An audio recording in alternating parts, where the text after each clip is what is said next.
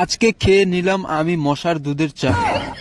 So hello guys, 11 দুনি বাইশ আসতেছে বৃষ্টি, তাই আমি ভাবছি আজকে আমি চা খেয়ে আসি। এখন আমি লোকাল ট্রেনের উপরে বসে আছি। আমি তো লোকাল ট্রেনে যাব না, যাব আমি জেটএক্স ট্রেনার নিয়ে। এটা হলো জেটএক্স ট্রেনারের পার্কিং। আসার সময় সামনে হয়ে গেল একটা অ্যাক্সিডেন্ট। চলে এসেছি চায়ের দোকানে, এখন যাব আমি ভিতরে গিয়ে বসবো টেবিলে। বসে গেছি টেবিলে, পিছনে চলতেছিল একটা কার্টুন। আমি বলি এটাকে কার্টুন, তোমরা কি বলো আমাকে কমেন্টে জানাও। নিয়ে আসলো আমার চা। চাটা দেখতে লাগতেছে মশার দুধের চা।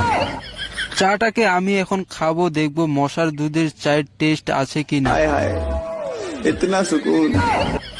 সত্যি এটা মশার দুধের চা, এতটাই টেস্ট ছিল যে আমি একটুকু রাখতে পারিনি গিলাসে। এখন রাখবো গিলাস টেবিলে। খাওয়া হয়ে গেল আমার মশার দুধের চা। এখন যাব আমি বাইরে বের হওয়ার সময় আমার মনে আসলো আমার এই মাঝি এলেবেলে ভিতরে আছে। এই যে এখানে ছিল আমার এই মাঝি এলেবেলে, নিয়ে নিলাম আমার এই মাঝি এলেবেলে।